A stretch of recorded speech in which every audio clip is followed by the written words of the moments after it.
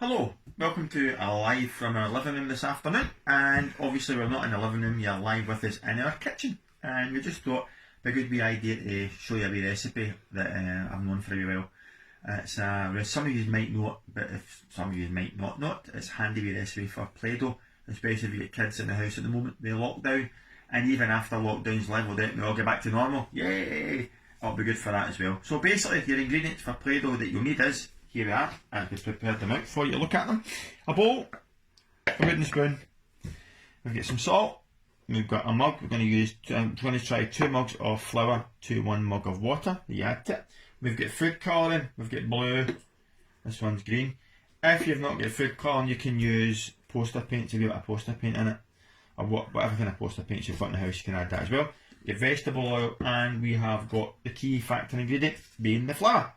So we're going to use that, we're going to combine them together and try and make some Play-Doh together. So pretty good fun to let kids get involved as well. It can be a wee bit messy, not too much, right? But it's good fun to get them involved and it lets them learn about a wee bit of numeracy in it. You can count how many mugs you're getting in, you can even weigh stuff out if you want to do it as well. And it's good to be joining in together as well. And it's kind of science as well, because you're combining ingredients to make something, you're getting a cause and effect at the end, you're adding them all together and you're getting a stretchy. And it's good for health and well-being physical, because you can start playing with the Play-Doh and you're working your muscles of your fingers and stretching your hands, and it's good to work together anyway. So okay, so what we're going to do is we're going to get my flour first, right? I'm going to go for rough flour. Use my spoon, right, because it's quite a big mug to get in here. So I'm going to put this in carefully, as careful can be. So you can get a wee bit messy, so don't worry about it. Don't freak out and panic, it's just flour, that'll clean up. That's one. And quite roughly that's one, right? Get in, that's one. And we'll add to another one in. Put it in, be nice and careful not to spill it all over the place. You can always put something in your worktop as well if you want to just. Right, so one more, it's nearly 2, right? So nearly 2, that's approximately 2, right? So I'll leave it in there, so that's in there, right? And then we're going to mix in the salt. It's I would say about half a cup of salt.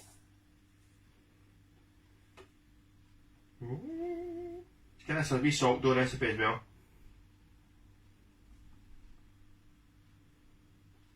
We'll go with that, mate. We'll go with that. We'll add that in as well. And now we've got our wee bit of oil in it. Just a wee dash, a wee bit of oil. Just roughly guessing in. I would say about what?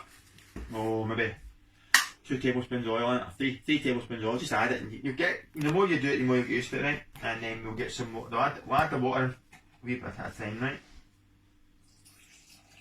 A wee bit at a time for the mug, right? For your mug of water, and we'll get your spoon in. You can use your hand, but you start it off, right? You mix in the water. The oil's in there as well, right? Obviously, and more salt starts to mix in. Give it a wee start in there like that, right? Turn it round as well.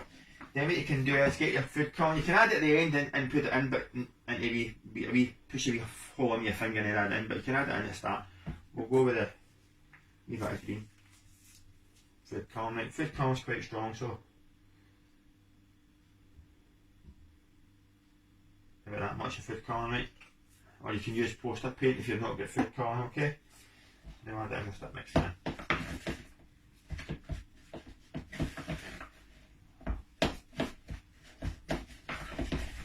Starts to get a bit dry, you'll see it getting dry and you can add more water to it, give it a wee bit more tackiness. Take it off the side of the bowl and get your hands in the base. Once it starts getting a bit, if it's too dry you can get your hands in it, so put them there. Get your gloves on as well, obviously, easy to clean when you're finished. Just work it in with your hands, right? This is quite good. And you see it starting to bind, and the food colour's going to work its way through as well, so we'll start doing that. Mix it in together. I think the salt bit in it, put the salt in it, it's like salt dough, kind of preserves it as well, it makes it last longer. Start mixing it in. Good exercise to work with your hands as well. You'll see it starting to come off the side on it, to side of your bowl. You can maybe scrape it off the edges of it. Yeah, it's starting to work. just gauge it yourself, but I mean, you don't want it too sticky, you don't want it too dry. Basically, you just get used to doing it the more you do it. Take out your bowl, right? It's starting to stick together. Just work it. Work it that way. If you put it in a kind of a food bag or something, keep it in the fridge. It should last for a few days anyway, but you'll tell. You always kind of wrap it up when you're finished with it. You're going to use it again, but there you go. I see it's starting to change colour now. Food corn's starting to work through. Good exercise as well. Let the kids get involved as well and work on it. If you get any wee food cutters and stuff, if you don't get food cutters, you can use yogurt tubs or wee cups and stuff to work it and cut wee shapes in it. And you put the full salt in it. Salt dough, I think you can bake it in. If you make wee shapes, you can bake it in the oven. It goes hard as well. Salt dough. So this is basically your Play-Doh mix in it. There's a recipe that you can do, another recipe that you can do and actually make it in the microwave or in a pot. But this one's, you don't need to cook it or anything, so you don't have to cook it. You just need it the way I've showed you. So that was that was nearly 2 mugs of flour, and we didn't really use a full mug of the water. So that's like 2 mugs of flour, and I would say that was nearly a full mug of water. So just nearly half a mug of water that I used for it. But you can, as I say, just add it gradually, don't wee bit at a time. If it gets dry, just add the water in it, and it'll bind it and make it. So there you go, you can see it's starting to work. And that should get your Play-Doh. You can add any colour you want on it. And that's a good wee. There you go, if you can get your cutters. If you've not got cutters, you can just use a wee cup or a tumbler or something to cut the shapes. So that's basically your Play-Doh there.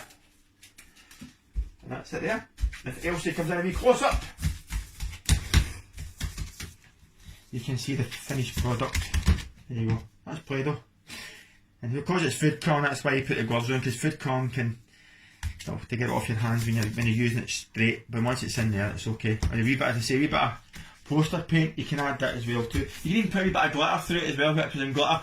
Or for a wee sensory aspect, you can maybe add peppermint essence or orange essence or something, so you get a nice wee peppermint smell to it, to add something extra to it. So there you go, that's it.